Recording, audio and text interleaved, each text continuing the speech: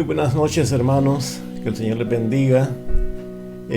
Los saludamos en el nombre de nuestro Señor Jesucristo y que la paz del Señor esté en cada uno de vuestros corazones.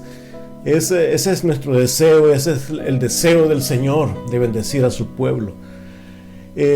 Como digo, sean todos bienvenidos, donde quiera que estén, donde nos puedan sintonizar, que la bendición de Dios esté en su hogar, en su vida, y que a través de este estudio que estamos llevando a cabo, o hemos estado llevando a cabo en las últimas semanas, el Señor pueda bendecirnos.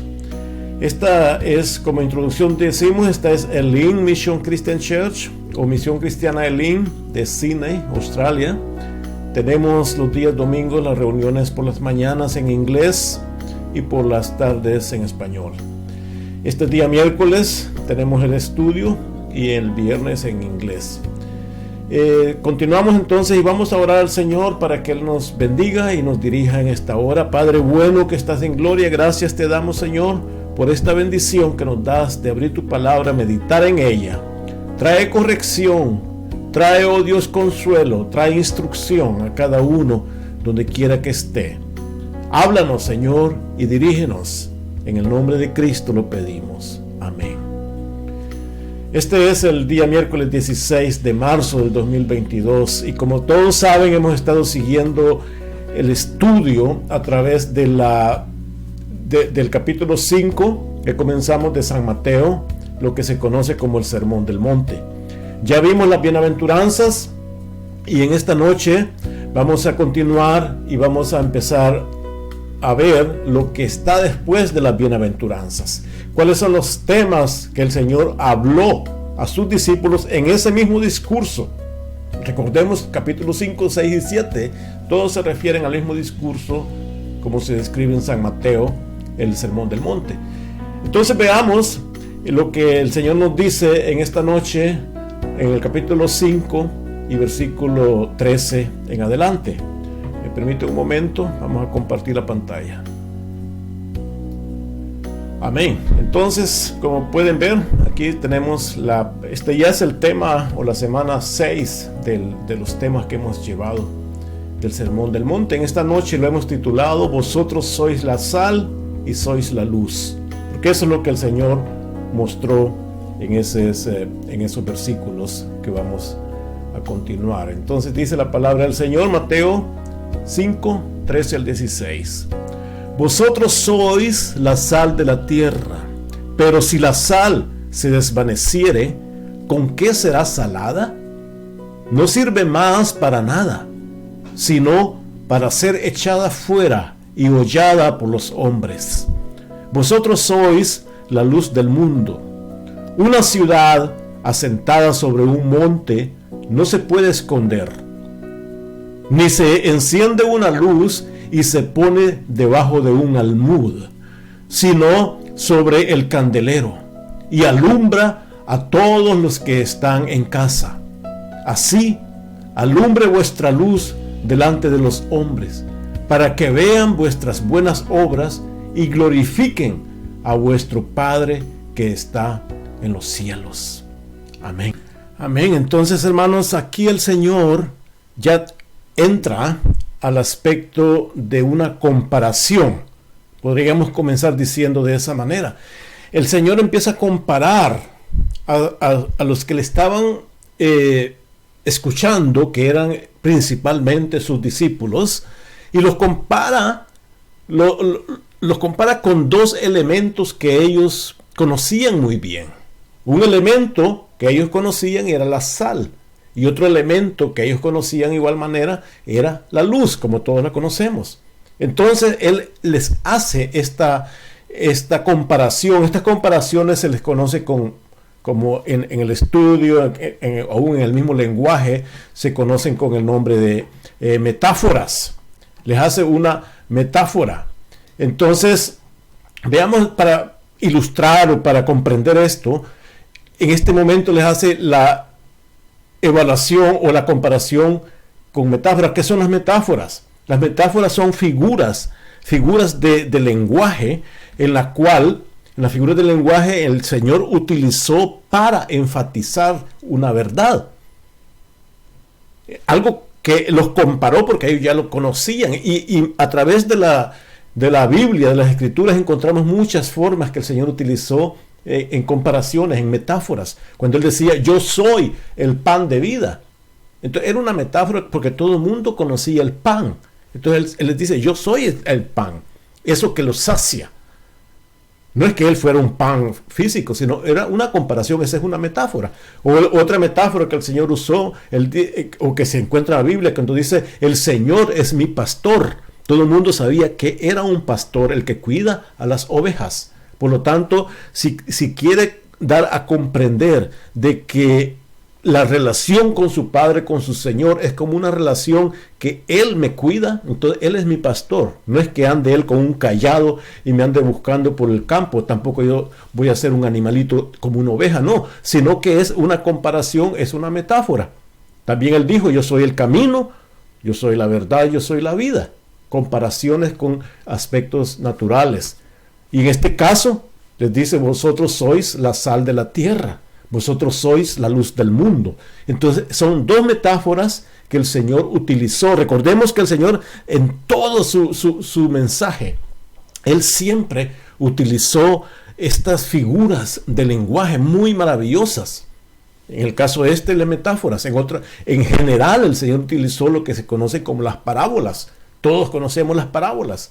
Entonces el Señor utilizó eso para dar a comprender el mensaje de una forma vívida, de una forma específica. Utilizó otras formas de lenguaje, por ejemplo, las símiles. El Señor utilizó las símiles, símiles es como similitud, viene la palabra similitud, que es como, por ejemplo, Él dijo, el reino de los cielos es como un tesoro escondido. No es que fuera un tesoro escondido, sino que se similiza, por decir esas palabras, no sé si existe, pero se compara con un tesoro escondido. Es igual a un tesoro escondido, que si alguien lo encuentra, porque es algo tan importante, tan valioso, va y compra ese lugar, porque ahí está el tesoro. En otra oportunidad dice, el día del Señor, dice Pablo, será como ladrón en la noche. Será como. No es que va a ser un ladrón en la noche, sino parecido, así como llega un ladrón por la noche que no avisa, que no se sabe cómo, así va a ser el día del Señor. Entonces esas son símiles, pero los que nos detienen esta tarde son las metáforas, en el cual el Señor le dice, ustedes son la luz, ustedes son la luz del mundo. Todo esto se da en el contexto de los evangelios, porque recordemos, hermano, como otra forma de otro contenido que queríamos comentarlo antes de adentrarnos a los dos aspectos de la enseñanza, de la luz y de la sal. Algo que podemos recordar quizás, o no sé si lo mencioné anteriormente, pero los 4 evangelios tienen alcances variados, aunque es el mismo mensaje, o como están los evangelios sinópticos que se llaman, que es Mateo, Marcos y Lucas, es decir, que narran prácticamente la misma historia, en la misma forma prácticamente. Sin embargo, Juan no narra la historia de la vida y el ministerio del Señor de la misma manera como lo hizo Mateo, Marcos y Lucas. Pero sin embargo, los 4 evangelios muestran y llevan el mensaje que es las buenas nuevas o que es el reino de Dios, como ya lo vimos. Más sin embargo, de los 4 evangelios podríamos dividirlos de 2 y de 2. Mateo y Juan llevan un cierto paralelo. Marcos y Lucas llevan otro cierto paralelo. Por ejemplo, Marcos y Lucas es más que todo va enfocado a aquellos que todavía no han creído, a aquellos que todavía no hayan sido sus discípulos. Ese es más o menos, no es que sea estricto eso, sino que en una forma reflejan ese mensaje. No es que los escritores dijeron, yo Marcos y tú Juan y tú Lucas, escribámosle a aquellos que no han creído, y Mateo y Juan escríbanle a los discípulos. No, pero en la misericordia Dios permitió que se enfocaran de esa manera. Mateo y Juan, más que todo, como ya dije, son aspectos más profundos en cierta forma, mensaje más directo a los que ya creyeron, a los discípulos. Por ejemplo, en Lucas, Lucas encontramos dos parábolas que no las encontramos en los demás evangelios. La parábola del buen samaritano, que todos la conocemos, que iba el hombre que fue asaltado en la mitad del camino, y pasaron, y el religioso, pasaron todos y nada, solamente el buen samaritano fue el que se le acercó. Encontramos, ese es el capítulo 10 de Lucas, y el capítulo 15 de Lucas encontramos la parábola del hijo pródigo, que también solamente se encuentra en Lucas. Y estas dos parábolas, el buen samaritano, el hijo pródigo, el hijo que se fue lejos y que regresó y el padre lo recibió, estas dan a entender cómo es el amor de Dios para los perdidos, el amor de Dios para los necesitados, el amor de Dios para los abandonados. Entonces, por eso Lucas es como un mensaje para aquellos que todavía no han creído. Entonces, por eso se puede ver así. Sin embargo, Mateo, como ya dijimos, es presentándole el reino de Dios a sus discípulos, por ejemplo, más teológicos. Usted no va a poder evangelizar a alguien directamente, a alguien que no conozca nada, diciéndole lea Juan 1:1. En el principio era el verbo y el verbo era con Dios y el verbo era Dios. No va a comprender, a no ser que llegue a Juan 3:16, ahí ya está el mensaje, el evangelio ya condensado. Pero sin embargo, si usted le muestra a alguien la parábola del buen samaritano, la parábola del hijo pródigo, va a comprender más fácilmente. Entonces, por eso Mateo y Juan son más directos a los discípulos. Por ejemplo, Mateo es el único evangelio donde se encuentra la palabra iglesia en dos oportunidades. En los demás evangelios no se encuentra la palabra iglesia. Por ejemplo, para leer rápidamente, Mateo 16:18. Mateo 16:18, el Señor mismo hablando, les dice: y yo también te digo que tú eres Pedro, y sobre esta roca edificaré mi iglesia, y las puertas del Hades no prevalecerán contra ella. Entonces aquí está hablando de la iglesia universal que el Señor vino a establecer, y cuando estaba refiriéndose a Pedro, entonces ahí menciona la palabra iglesia. Luego en Mateo 18:17 menciona en diferente aspecto. Ya no es la iglesia en forma universal. Dice Mateo 18:17, si no, aquí está hablando de la disciplina en la iglesia, que si alguien ha pecado, ha hecho algo contra el hermano, hay que acercársele a él, y si no lo escuchare, que hay que traer testigos. Y el versículo 17 dice, y si no los oyere a ellos, a los testigos, dilo a la iglesia. Y si no oyere a la iglesia, tenle por gentil y publicano. Entonces allí usa la palabra iglesia. Entonces hasta está hablando de la disciplina dentro de la iglesia. Entonces Mateo es el único que habla de iglesia, el nombre, la palabra. Entonces vemos acá cómo el mismo evangelio, las mismas buenas nuevas, el mismo mensaje del reino de Dios se enfoca más directamente a los que no creen, y en Mateo y en Juan quizás a los que sí son creyentes. Por lo tanto, ahí es donde se da el mensaje. Cuando el Señor habla en Mateo, por ejemplo, en Mateo habla de ustedes, como ustedes son mis discípulos, a ustedes les estoy enseñando, les estoy dando las enseñanzas de las bienaventuranzas, les estoy dando estas enseñanzas, estas comparaciones.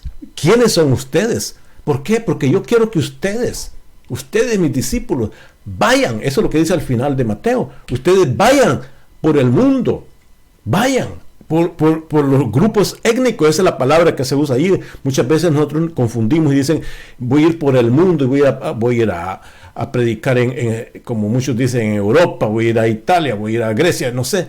Pero ahí la palabra que se usa no son países ni continentes, sino que son grupos étnicos que pueden ser dentro de un mismo país político. En un mismo país pueden haber diferentes grupos étnicos. Y esos grupos étnicos es a los que el Señor envió a los discípulos para que hicieran discípulos.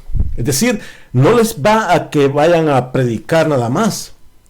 En Mateo no les dice solamente vayan, sino que les dice ustedes van a ir a hacer discípulos. Sin embargo, en Marcos, él les dice, es un poco más, menos fuerte, diríamos, o menos profundo. El mensaje dice, ustedes en Marcos les dice que vayan a predicar el evangelio a toda criatura. Entonces en Marcos les dice que vayan a predicar, Pero en Mateo les dice que vayan a hacer discípulos. ¿Por qué? Porque Él ya los había hecho discípulos a través del ministerio. Entonces el Señor en cualquier caso, ya sea en Mateo o en Marcos, lo que no les dijo fue de que fueran a decirle a las gentes que tomen una decisión personal y que levanten la mano y ya son convertidos. Puede funcionar así, cierto, pero no es ese el propósito que el Señor hizo. Lo que el Señor quiso es que fueran a hacer discípulos. ¿Por qué? Porque como se ha hecho muchas veces las grandes campañas evangelísticas donde se invierte un poco de tiempo, un poco de actividad para ver cuántos se convirtieron 5, se convirtieron 100, se convirtieron 10,000. Ok, está bien, decidieron o fueron tocados en ese momento, pero ahí no termina, ahí comienza el ministerio, porque el Señor les dice, allí ustedes van a ser discípulos. ¿Cómo vamos a hacer discípulos a otros? Siendo primero nosotros esos discípulos, siendo primero nosotros los que vamos a experimentar el discipulado. Entonces no se trata de tome una decisión personal, no se trata de eso, sino se trata de continuar en el desarrollo, en el aprendizaje, en el ser parte del reino de Dios. Entonces, hacer discípulos del reino, pero para hacer discípulos usted tiene que ser primero un discípulo. No va a hacer algo que usted no es. Va a ser nuestra vida, nuestra enseñanza, nuestro testimonio, nuestro aprendizaje, el que va a ser llevado a los demás, a los que ya vienen después de nosotros. Ese fue el mensaje en Mateo.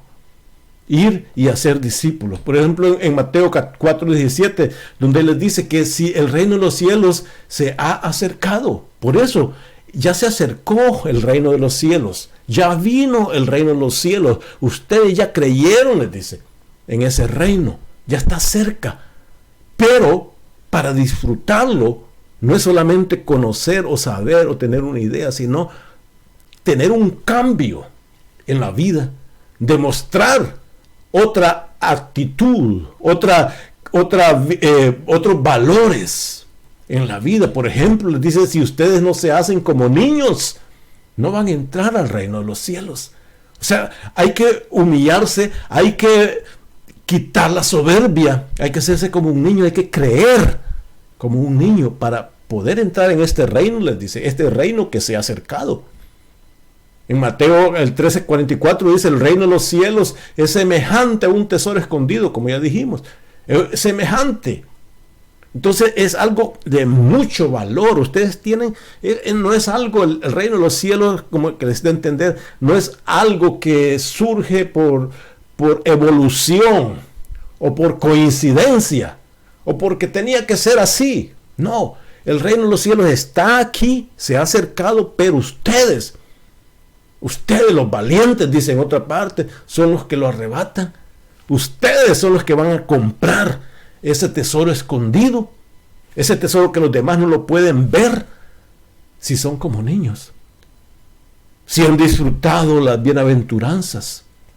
Ese es el reino de Jesús, ese es el reino que Jesús vino a dar, no solo a prometer. Ese es un punto bien importantísimo. El Señor no vino a prometer el reino de los cielos, el Señor vino a ofrecerlo, a darlo, a establecerlo en esta tierra. Obviamente estamos hablando del reino futuro, pero ese reino futuro no es que va a aparecer de la nada, sino que es el reino que el Señor ya estableció en la cruz del Calvario y se ha ido extendiendo por estos miles de años ya. Ese es el reino de Dios, pero los que pertenecen a ese reino van a demostrarlo con sus actitudes, con sus características, con su forma de vida.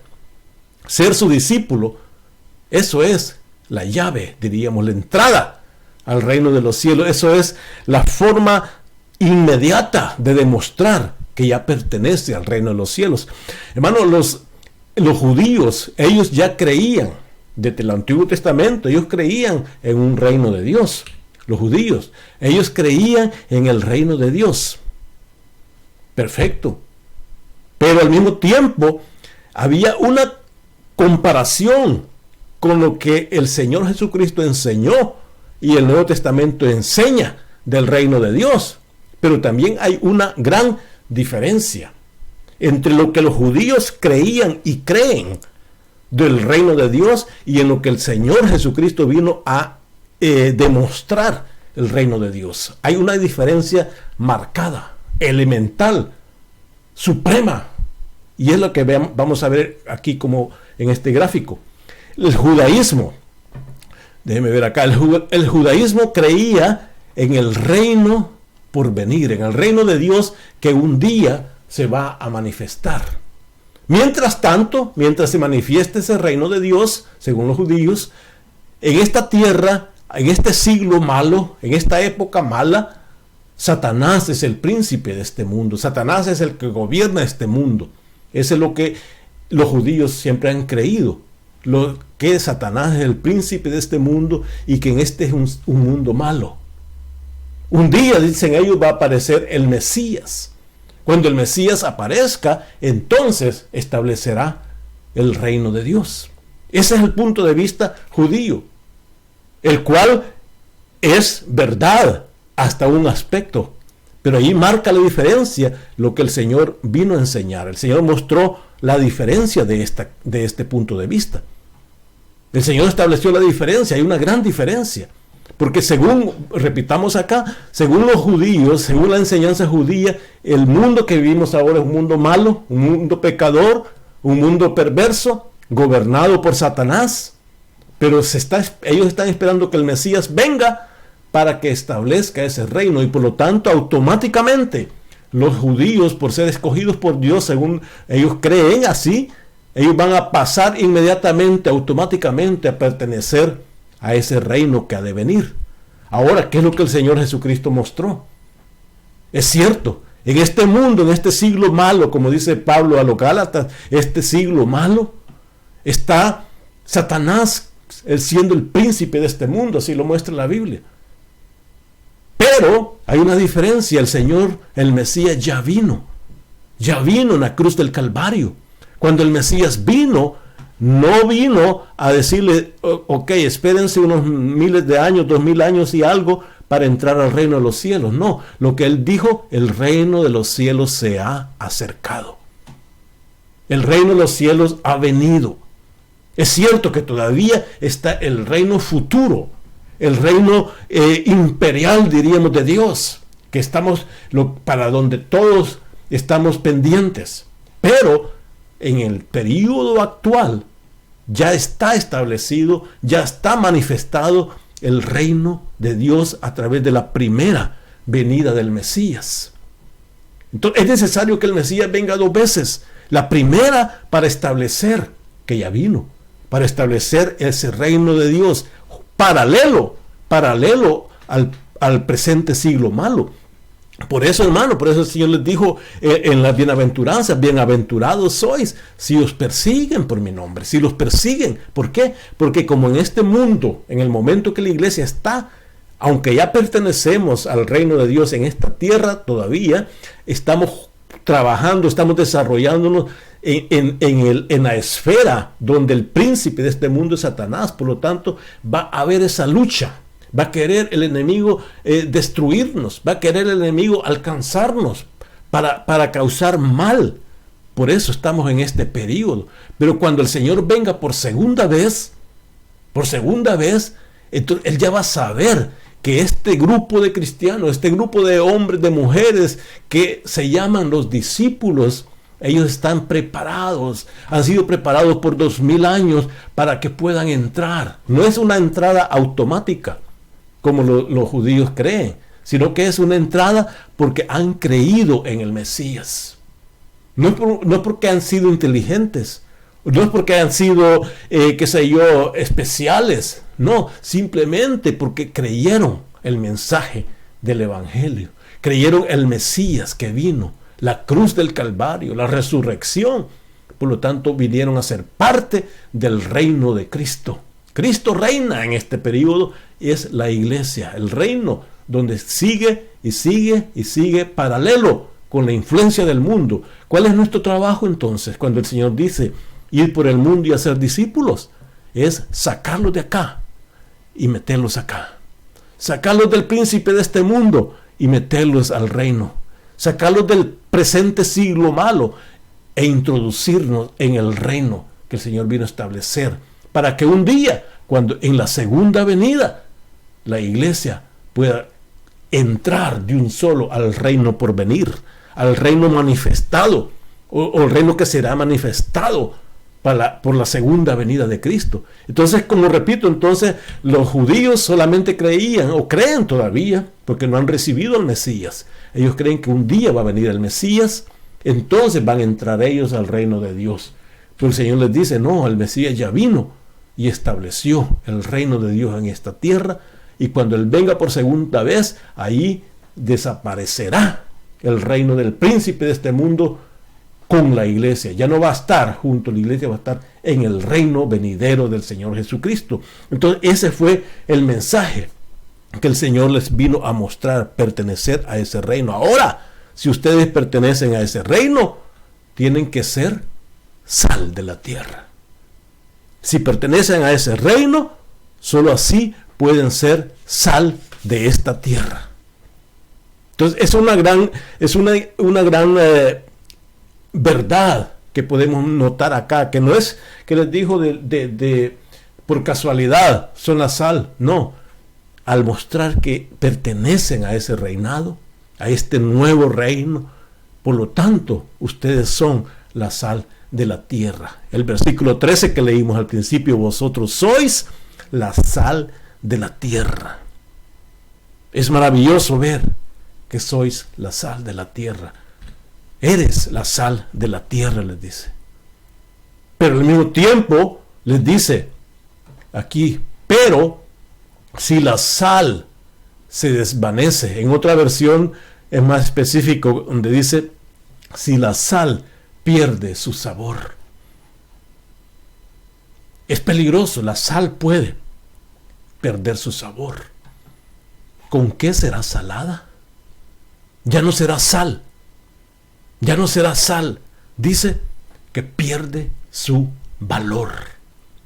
Entonces, hermanos, si somos parte del reino de Dios, tenemos que ser sal. Tenemos que servir con algo. La sal servía en aquellos años tanto para darle sabor a las comidas, pero especialmente para preservar. No había refrigeración, no había medios para mantener las carnes o las cosas que no se arruinaran, sino los salaban. La sal servía para purificarlos, para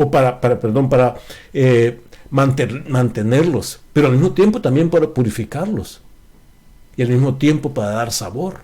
Era algo muy importantísimo la sal, y por eso es que el Señor les dice, ustedes son eso. Ahora, ¿qué pasa cuando se pierde el sabor? Es decir, ya no tiene propósito. Cuando el cristiano ha perdido su propósito, ya no es sal. Cuando el cristiano se ha mezclado, ¿cómo es que perdía el sabor la sal en aquella época? Recordemos, la sal que usaban eran de minas, iban a excavar y sacar la sal de la mina, y en esa no era una sal totalmente pura, habían combinaciones con otros elementos, y tal vez cuando habían muchos otros elementos más que el cloruro de sodio, que es el nombre de la sal podía ser mezclada con otros componentes. Así se pierde el sabor. Cuando el cristiano empieza a ser mezclado por influencias de afuera, recordemos que estamos en este siglo malo. Ahí está el reino de Dios, ahí estamos nosotros. El siglo malo se empieza a contaminarnos, se empieza a mezclarse con los placeres del mundo, empieza a mezclarse con los valores de la tierra, empieza a mezclarse con lo que ya no es del cielo, ya no es del reino, sino es de acá abajo. Allí va perdiendo su sabor. Otra forma como perdía el sabor la sal era cuando había agua y el agua empezaba a destilar, empezaba a lavar el cloruro de sodio, empezaba a lavar la sal, quedaba la estructura aquella que parecía sal, se veía como sal, pero eran otros ingredientes, otros compuestos químicos. El que tenía el sabor, lo salado, había sido lavado por el agua, por las corrientes de este mundo.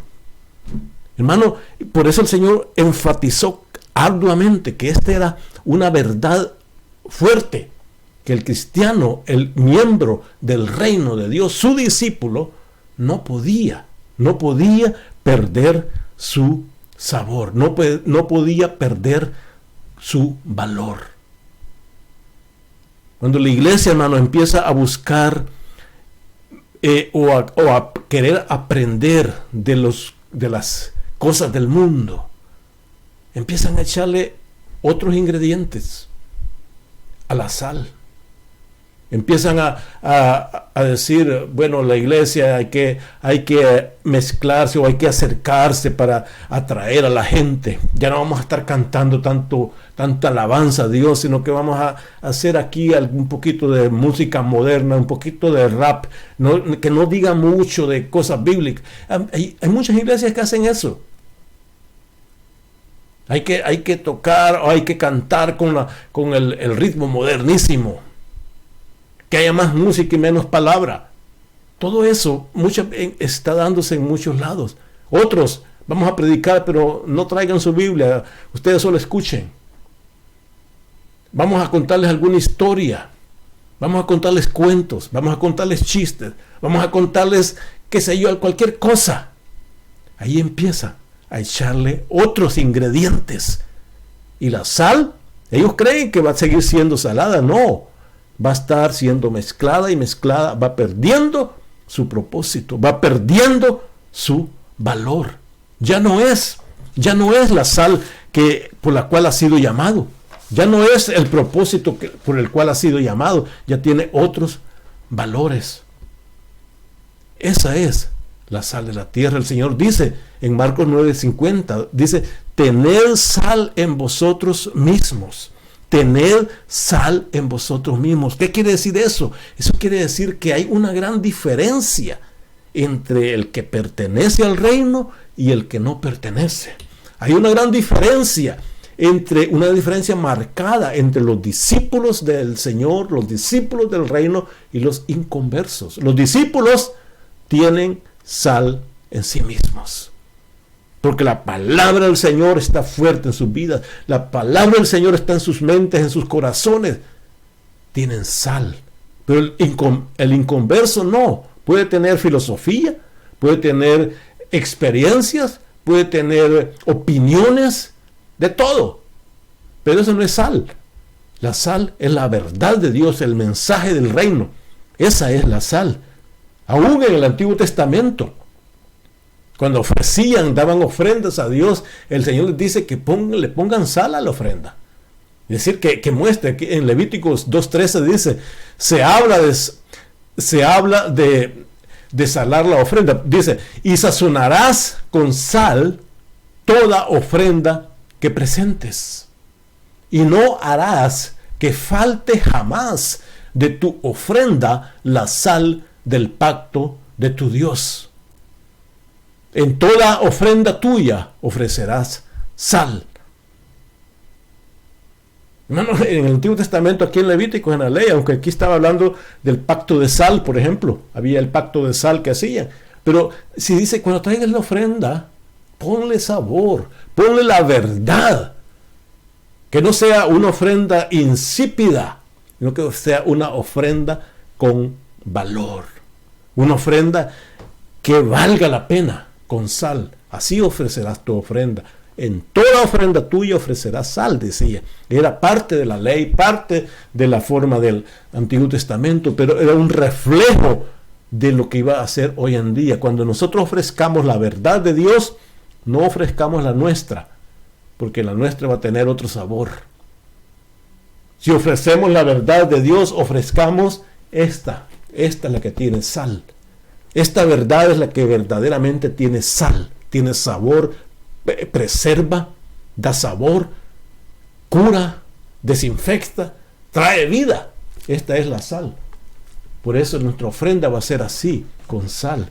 Y otro aspecto importante por la cual el Señor les dice a ellos que van a ser la sal de la tierra, porque también les dice que van a ir por el mundo y a ser discípulos. Hermano, cuando se va por el mundo y no se es sal, por mucho que haga, no va a impactar. Por ejemplo, usted agarra un contenedor con agua y le echa un poco de sal, una cucharada de sal, y lo aprueba, ya va a sentir el sabor de la sal en ese contenedor de agua. Pero si no es sal, si solamente es algún polvo y leche, no va a sentir sabor a nada. Por eso el Señor les dice que van a poder ser mis discípulos y llevar el evangelio a todo el mundo. La única forma como podían esparcir el evangelio es si ellos eran sal. Un granito de sal por allá iba a darle el sabor a esa región. Recordemos que en la Biblia la gente, el mundo se conoce como las aguas. Entonces la sal, aunque sea un poquito de sal en esta agua, va a salar esa agua. Por eso hay que hacer la sal para poder salar, para poder impactar. Ese es ser parte del reino de Dios. Y finalmente les dice, también si eres parte del reino de Dios, aparte de ser sal, también eres la luz. La luz, y por eso dice acá, versículo 14, vosotros sois la luz del mundo. Una ciudad asentada sobre un monte no se puede esconder, ni se enciende una luz y se pone debajo de un almud, sino sobre el candelero, y alumbra a todos los que están en casa. Así alumbre vuestra luz delante de los hombres, para que vean vuestras buenas obras y glorifiquen a vuestro Padre que está en los cielos. Hermano, eres luz. Si eres un discípulo del Señor, eres luz. Aparte de ser sal, eres luz. Por eso dice, la luz en una ciudad que está en alto se ve. Se ve. Jamás alguien va a encender una luz que no se vea, porque si no, no es luz. Aunque sea una luz tenue, se puede ver. Se puede ver. Dice, una ciudad, dice el versículo 14, una ciudad asentada sobre un monte no se puede esconder. Recuerde cuando Pedro quiso esconderse después de negar al Señor, o cuando iba a negar al Señor, perdón. Se quiso esconder, se quiso calentar ahí al fuego con las otras personas y lo reconocieron. Tú eres uno de ellos. No soy, yo no soy. Sí, tú eres. Mire que hablas como ellos, caminas como ellos, actúas como ellos. Eres una luz. Eres una luz, por eso sabemos que tú eres de ellos. Eso es lo que pasa con el discípulo. No se puede esconder. ¿Por qué dice? Nadie, en el versículo de Juan 8:12, dice, yo soy la luz del mundo, dijo el Señor. El que me sigue, dice, no andará en tinieblas, sino que tendrá la luz de la vida. ¿Por qué? Porque nuestro Señor es la luz del mundo, y el que lo siga a Él va a tener esa luz. Va a tener esa luz. Es como la luna. La luna refleja, la luna no tiene luz por sí sola, pero nosotros la vemos. La luna está bien iluminada. Sí, el sol la ilumina. El sol la ilumina y es como vemos nosotros que la luna tiene luz, pero en realidad refleja lo del astro mayor. Igual nosotros, si somos la luz, si el Señor es la luz del mundo, nosotros estamos con Él, somos sus discípulos, vamos a reflejar esa luz, vamos a hacer esa luz que el Señor dijo. Después dice, tampoco se enciende, dice, vean otra vez acá, ni se enciende una luz y se pone debajo de un almud. Entonces el Señor les da esta comparación a ustedes, les dice, son mis discípulos, son luz. No crean que esa luz ustedes la van a esconder debajo de un almud. Un almud era una caja, era una palabra, la palabra almud viene del árabe. En español viene del árabe. Entonces es una caja que se utiliza, o no sé si se utiliza todavía, pero se utilizaba para medir. O, por ejemplo, esa caja usted podía medir tanta cantidad de granos. El cajón, le echa los granos y sabía tanto cantidad de granos había allí. o de líquido podía aún echarle. Entonces ese era un almud. Entonces nadie iba a escoger una lámpara y meterla dentro del almud. Se iba a apagar. Se va a apagar. Si no, la lámpara se pone en alto en el candelero, dice, y alumbra a todos los que están en casa. Si somos luz no nos podemos esconder. No nos podemos esconder. ¿Por qué? Porque de lo contrario vamos a perder, como la sal pierde su sabor, la luz se pone debajo de un cajón, va a perder su propósito. Va a perder su propósito, que es iluminar. Ese es el propósito, iluminar. Entonces quiera Dios, hermano, que el Señor nos ayude, que el Señor nos ayude a comprender que somos sal y que somos luz, pero no por nosotros ni para nosotros. Esa es una verdad que hay que tener en cuenta. Si somos parte del reino de Dios, no es por nosotros. Si somos luz, no es por nosotros.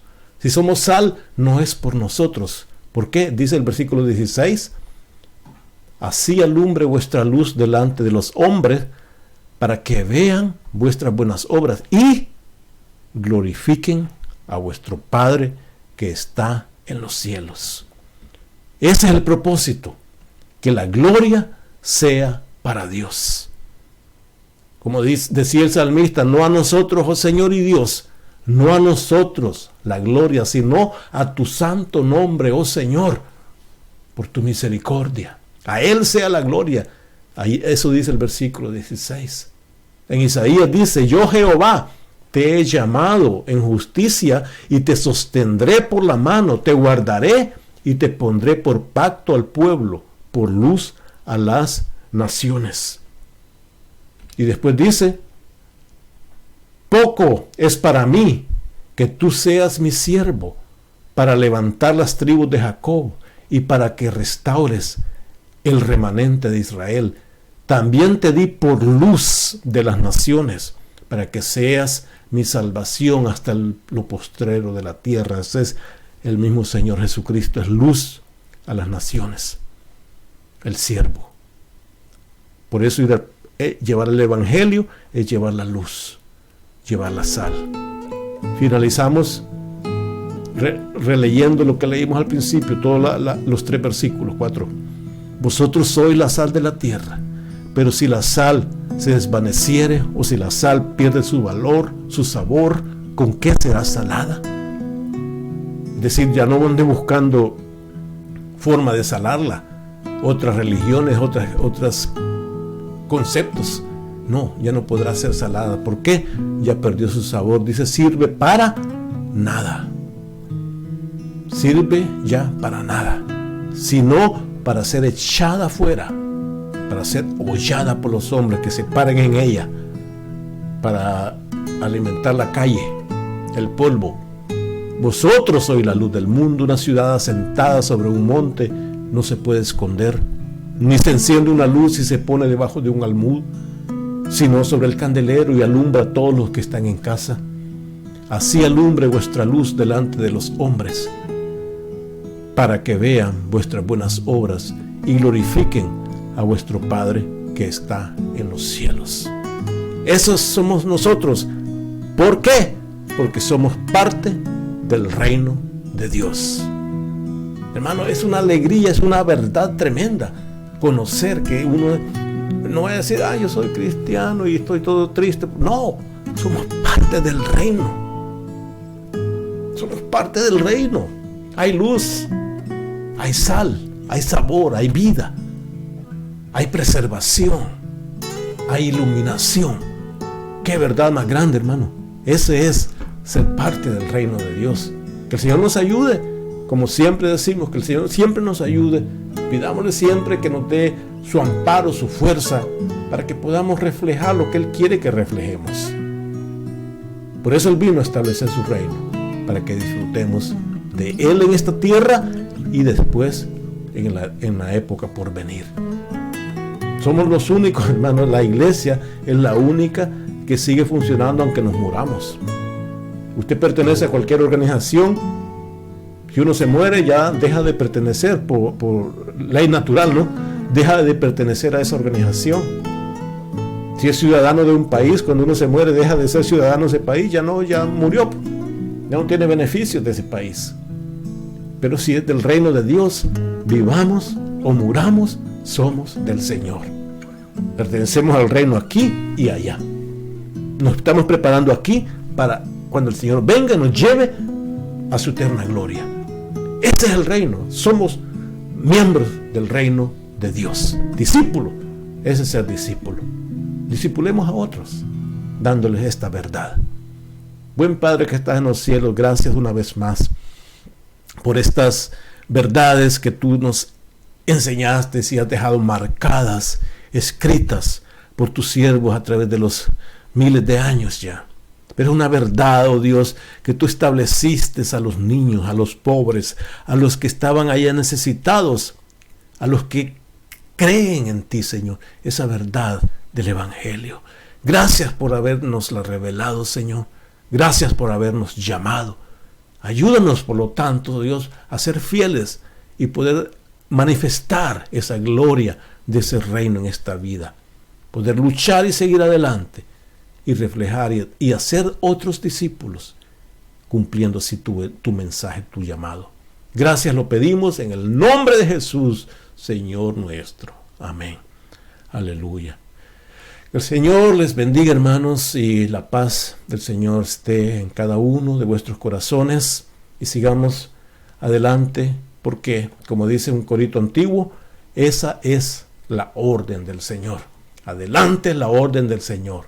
Amén. Dios les bendiga.